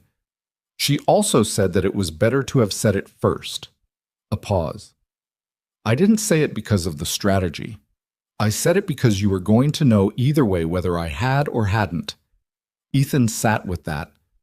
What did they say? That it was a business decision, not a criminal one, which is accurate and also not the whole answer. She finally picked up her coffee and drank some of it. The whole answer is that it was a business decision that I made without thinking about what a business decision is actually deciding about. People's lives. What they can build and what gets taken away. She set the cup down. I've been thinking about what to do about that. About whether there's anything that can be done. Is there? Some of it, maybe. She looked at her hands. Not all of it. Gene Becker can't get 2 years back. The workers who scattered and found other things, or didn't, I can't undo that. But the site is still undeveloped. Marcus put it in a holding company pending rezoning that never came through. As CEO, I can redirect it. Redirect it how? That's what I've been working on. She glanced at him. What would Gene Becker need to rebuild? Ethan looked at her for a long moment. You'd have to ask him that. I know, I will. She held his gaze. But I'm asking you first because you know him and I don't. and because I want to get it right before I walk into that conversation. He thought about Gene Becker, 62 years old, the kind of man who'd named his shop after himself, not out of ego, but because the shop was him, because every repair done in that space carried something of who he was and what he believed work was supposed to mean. Ethan had spent 2 years handing Gene tools and listening to him talk about engines and about his father, who taught him to fix things, and about the guys on the floor who were good at their work and deserved to stay good at it. He'd need the space, Ethan said, and he'd need it to be his, not a franchise, not a partnership with conditions. His name, his way of running it. I can do that. And he'd want the same guys back if they'll come, not because they have to, but because the shop was built on those relationships. I understand that. And he'd probably tell you he doesn't want charity. Victoria was quiet for a moment. Then I'll tell him it's not charity, it's a debt. She said it simply, without the performance of humility, just the flat statement of someone who had done the accounting and arrived at an honest number. Because it is. Lily's surgery was scheduled 6 weeks after the Meridian event. Victoria had called Ethan on the 5th day after the investigation opened. While he was at his moving company job, she'd insisted he go back to work, and he'd gone, cracked ribs and all, because the bills didn't take a break. And she'd told him that she was funding the procedure directly, personally, not through the company, and that she'd already spoken with the surgical team at Harwick Medical and that the date was set. He'd stood in the parking lot of the moving company with his phone against his ear and not said anything for a moment. Ethan, she said, yeah, I know you're going to push back on this. I'm working on it, he said. Don't. Her voice was direct but not hard.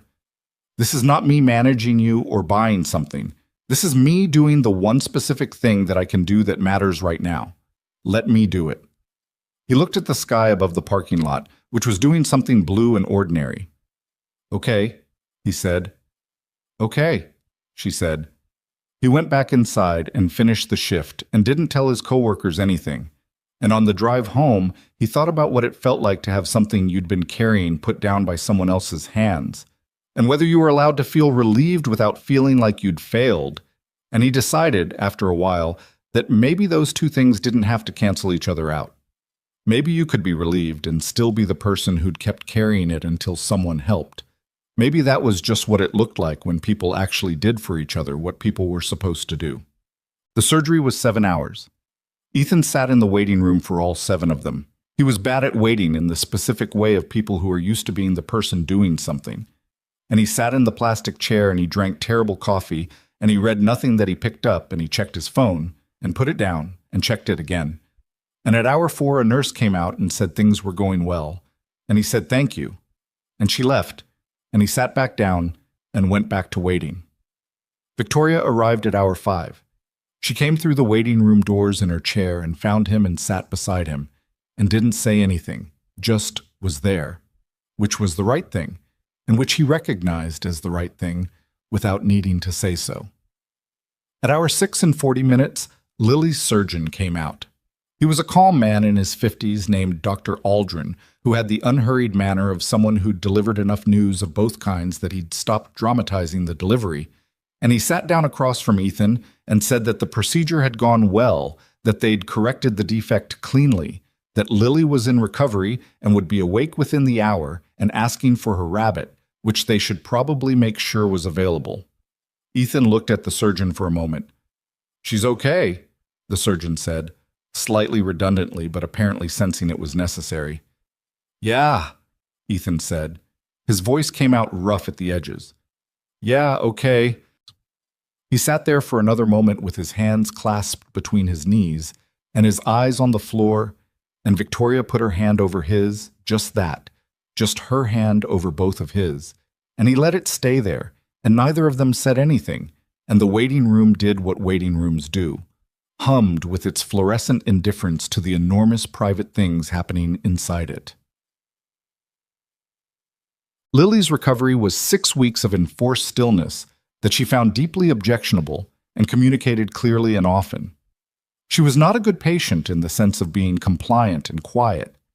She was a good patient in the sense that she did what she was told while making her feelings about it thoroughly known, which Ethan thought was probably the healthier version anyway. Victoria came to see her twice a week during the recovery period. She always brought a book, not children's books, actual books, middle-grade novels that were maybe 2 years ahead of where Lily currently was, which Lily received as a vote of confidence in her abilities and rose to meet. They read together, Victoria reading aloud while Lily followed along, and sometimes they argued about what a character should have done differently, which were the most animated conversations Ethan ever witnessed from the kitchen, where he was usually finding something to do that wasn't listening. He was always listening. He watched his daughter heal. It was not a dramatic or cinematic process. It was slow and incremental, and punctuated by discomfort and boredom, and one very bad night around the 3rd week when Lily's pain spiked, and she cried in a way she hadn't cried since she was very small. And Ethan sat on the edge of her bed with his hand on her back and didn't say anything useful because there wasn't anything useful to say, just was there the way you're there for someone when being there is all there is. By the end of 6 weeks, she was moving more freely. By 8 weeks, she was running in the apartment in a way that the surgeon had told Ethan to discourage, but that he found he couldn't bring himself to stop, because the running was the most specific evidence that the thing he'd been afraid of for 4 years was no longer the shape of her future. He let her run. The auto shop opened in the spring. It took 4 months from Victoria's conversation with Jean Becker to the day the sign went up, which was faster than Ethan had expected, and about exactly as fast as Victoria had said it would be when she put her mind to something. The Ridgeway site had been repurposed, not just the shop, but several adjacent spaces, some of which went to other small businesses that had been displaced in the same acquisition wave 3 years ago. The rest held for a community workshop program that Victoria had funded through the foundation she'd incorporated in January. The foundation was called the Halcyon Community Trust, which Ethan had pointed out was the name of one of Marcus's shell companies, and Victoria had said yes, she knew. She'd chosen it deliberately because she thought it was the right kind of reclamation. He thought about that and decided he agreed with the principle, even if the name still made him slightly uncomfortable in a way he couldn't fully articulate. Jean Becker's shop was called Becker's again. Same sign, reproduced from a photograph that one of the former employees had on his phone, the same dark red letters on white that had been there for 20 years before the buyout. Jean had been suspicious of Victoria when they first met. Ethan had been in the room not because Victoria needed backup, but because Jean would receive a stranger differently with someone he trusted present. And the meeting had been awkward in the honest way that meetings are when everyone in the room knows that damage was done, and nobody is entirely sure what the protocols are for moving past it. Jean had listened to what Victoria said. Then he'd asked 2 questions: whether the ownership of the space was clean and unconditional, and whether she expected anything in return. Victoria had answered yes to the first and no to the second. Jean had looked at her for a long moment with the measuring expression of a man who'd spent 4 decades assessing whether a part was what it was supposed to be. "All right," he'd said. "Not thank you. Not let's shake on it. Just all right," which in Jean Becker's vocabulary was a form of acceptance that carried as much weight as a contract. 7 of the original 9 workers came back. The other 2 had built other things in the intervening years that they weren't willing to leave, which Jean said was fine, which it was. The shop opened on a Tuesday in March with no ceremony because Jean didn't believe in ceremony, just opened the doors at 7 in the morning and started taking appointments, and by noon there were 6 cars in the bay and the radio was on and the smell of the place, oil and metal and the specific warmth of a working engine, was exactly what it had been and exactly what it was supposed to be. Ethan worked there. That was the other part, the part that had come together without anyone formally deciding it. Jean had offered, and Ethan had said yes in the same conversation where he'd quit the moving company and given his notice at the gas station, and neither of those conversations had been difficult in the way he'd expected because both his supervisors had been people who could read a situation. And the situation was that he'd found the thing he was supposed to be doing and it was somewhere else. He was good at the work. He'd always been good at it, in the way you're good at things you do because you care about them being done right, and coming back to it felt less like a return than like picking up a thread he'd set down in a hard moment and not thought he'd get back to. He came home at the end of each day with grease on his hands that took a few minutes to fully scrub out, and Lily would tell him about school, and they'd make dinner and the apartment. They'd found a better one, closer to the school, with a second bedroom and a kitchen that had actual counter space, would fill up with the ordinary sounds of a Tuesday or a Wednesday or a Thursday. And Ethan would sit at the table after Lily went to bed and think about how for a long time he'd believed that ordinary was something that was happening to other people, something he was adjacent to but not inside of, and how strange and good it was to be simply inside of it. Victoria rebuilt Hale Dynamics slowly, which was the only way a thing like that can be rebuilt if it's going to hold. She kept her position as CEO. The board had tried, briefly, to use the chaos of the Marcus investigation as an argument for a leadership transition, and she had dismantled that argument in a 2-hour meeting that Selena Park had described afterward as the most effective piece of corporate theater she'd witnessed in 30 years, which Victoria had said was not what it was just being clear. And she used the position to restructure from the inside. The changes were not dramatic on the surface. The company didn't suddenly become something unrecognizable. What changed was the weight given to things that hadn't had weight before, how acquisitions evaluated the human cost of consolidation, how the board assessed the long-term value of worker stability, what metrics actually measured whether the company was doing what a company was supposed to do in the world it operated in. Small institutional changes that took months to implement and would take years to fully see the effects of. She talked to Ethan about it sometimes, not for validation. She'd stopped needing that particular thing from people somewhere in the months after the Meridian when she'd discovered that the decisions she made from her own compass held up better over time than the ones she made from the approval of the room. She talked to him because he asked questions that forced her to articulate things she hadn't put into words yet, and putting things into words was how she knew if they were real or just ideas she was carrying around. "What's the foundation actually for?" he asked her once, not confrontationally, just wanting to understand the honest answer. She thought about it for a moment. "The cases that fall between the systems," she said. "People who need something specific that the system doesn't have a category for. Medical expenses that aren't quite covered. Businesses that need a start that's not quite small enough for the small business programs and not quite big enough for the investment funds." She paused. "People like you were, 18 months ago." He looked at her. "I'm not saying that like it's about guilt," she said. "I'm saying it because you were the thing that taught me what the gap looked like. Someone who was doing everything right and still couldn't get to the thing that mattered most." She held his gaze. "That gap is real, and it exists in hundreds of places, and I have resources that can reach into some of them, so that's what the foundation is for." He nodded. Not enthusiastic, not performative, just a nod that meant he'd heard her and believed it was true. "You should be on the board," he said, "of the foundation." She looked at him. "I am on the board. I chair it." "I meant me," he said. She was quiet for a moment. Then the corner of her mouth moved in the way it did when she was surprised and pleased and didn't want to be obvious about either. "You'd have to go to meetings. I go to things when they matter. It's a significant time commitment." "Victoria." "Yes," she said. "You should be on the board." The pier was Lily's idea. She brought it up in October, almost a year after the night Ethan had run its length in the rain toward a wheelchair moving too fast toward the edge. She'd heard the story, not all of it, the version appropriate for 8-year-olds, which was substantial because Lily's tolerance for softened versions of things had always been limited, and she'd decided with the completeness of a child deciding something that they should go back. "Why?"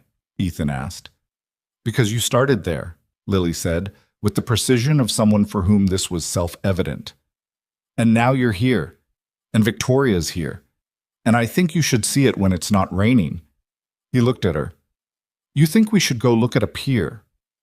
"I think you should stand on it and see what it looks like when it's fine," she said. "Because right now when you talk about it, you look like it was only a bad thing, and I don't think it was only a bad thing." He didn't say anything for a moment. "I think it was the thing," Lily said. She said it the way she said things she'd thought about, with the quiet certainty that was either inherited from him or had developed in response to having him as a father. He was never sure which. "So we should go see it." They went on a Saturday afternoon when the weather was mild and the bay was doing something gray-green and calm. Nothing like the night Ethan had been there alone with the rain coming sideways and the walls of the apartment pressing in. The pier was different in daylight, longer looking somehow, more ordinary. The old planks just old planks, and the railing just a railing, nothing in it of the charged, terrible specificity of that night. Lily walked the length of it with the deliberate attention of someone taking inventory, one hand trailing the railing, looking out at the water and then back at the city and then at her father. Victoria moved beside Ethan, the chair quiet on the planks, and the three of them went to the far end where the railing was still slightly bent from the night he'd hit it with his full weight, a detail that nobody had gotten around to repairing. He touched the bent iron. It was cold and slightly rough with old paint. "This is where it happened," Lily said, not a question. "Yeah." She looked at the bent railing, then at the water below, then at Victoria. "Were you scared?" "Very," Victoria said. "Were you scared?" Lily asked her father. "I didn't have time to be scared," he said. "Afterward I was." Lily considered this with the seriousness the question deserved. Then she looked at the water and said, "I'm glad you jumped." Ethan looked at his daughter standing at the end of the pier with her hair moving slightly in the bay wind, 8 years old and healthy in the specific way she hadn't been for most of her life, the procedure behind her and the future in front of her with a shape it hadn't had before, and he felt something that didn't have a clean name. Gratitude wasn't quite it. Relief wasn't quite it. Love was part of it, but love was always part of everything she was involved in. It was more like the recognition that a single moment, unplanned and unasked for, had moved everything that followed it, and that the things that followed it were good, and that he would not have chosen them, but could not now imagine the version of his life that hadn't included them. "Me too," he said. Victoria was looking at the water. The afternoon light did something particular to the bay at that hour, flattened it out, and made it look almost approachable. Nothing like the cold black thing it had been. She had her hands in her lap and her face was turned toward the horizon, and she looked, for the first time in all the months he'd known her, completely still. Not the controlled stillness of someone managing their presentation, but the natural stillness of someone who is exactly where they are and not somewhere else simultaneously. He thought about what she'd told him, once, in Danny's kitchen in the early morning, about patterns and what they meant. He'd said it felt like chance. Two people in the wrong place at the right time. Nothing more than what night it was. He'd meant it when he said it. He still thought it was technically true, but there was another thing that was also true, which was that chance, when it arrived, required something of you. It required the decision to run instead of standing still, and the decision to open the door instead of saying it wasn't his problem, and the decision to stay when staying was complicated, and to trust when trust was not the safe choice, and to let someone help when letting someone help felt like losing something. Chance put the situation in front of you. What you did with it was still yours. He'd made a series of choices over the course of the last year that he hadn't planned and couldn't have predicted, and those choices had led here, to a bent railing on a municipal pier on a Saturday afternoon, standing beside a woman he trusted with the things that mattered most, watching his daughter look at the water with the uncomplicated curiosity of a child who had time now, who had years now, who could stand at the edge of things and look out without anyone needing to be afraid for her. That was the thing he kept coming back to, in the quiet moments. Not the drama of the Meridian, not the night on the pier, not the investigation or the surgery or the shop or any of the individual events that had marked the last 14 months, just the accumulated fact of where they'd arrived. Not perfect, not without the residue of hard things, not without the losses that didn't unhappen just because other things got better, but here, present, functional. His daughter running again. His hands back in the work they were meant for. Victoria in the world as the person she was choosing to be, rather than the one circumstance had been trying to unmake. Here, on a pier, on a Saturday, in the ordinary afternoon. "We should get food," Lily said from ahead of them, already starting back down the pier with the forward momentum of someone who had seen what she came to see and was ready for what came next. "I want the noodles from the place with the red sign." "We've been here for 10 minutes, Ethan said. "I know, I'm hungry." Victoria looked at him, and there it was. That almost smile, the one that had been arriving more completely over the months, less guarded, more willing to be seen. "She's right," she said. "I could eat." He looked at the two of them. his daughter pulling ahead with her decisive 8-year-old stride, Victoria starting to follow, the bay behind them both going gray-green and calm. And something in him settled, not dramatically, not with any announcement, just the quiet internal shift of a person who has been braced for a long time standing down. He caught up with Lily. He matched his pace to Victoria's on his other side. The three of them walked the length of the pier back toward the city, toward the place with the red sign and the noodles, toward the rest of the Saturday, toward everything that came after. There's a version of this story that is about a rescue. A man sees someone in danger, acts without thinking, pulls her out of the water, and changes both their lives. That version is true, and it matters, but it leaves out the harder thing, the thing that is less dramatic and more real, which is that the rescue was only the beginning, and beginnings are the easy part. The hard part is what comes after. The adrenaline fades, and you're standing in a kitchen at 6 in the morning across from someone you don't know, and you have to decide whether to trust or to close, whether to see or to look away, whether to let the fact of what someone did wrong be the whole of who they are.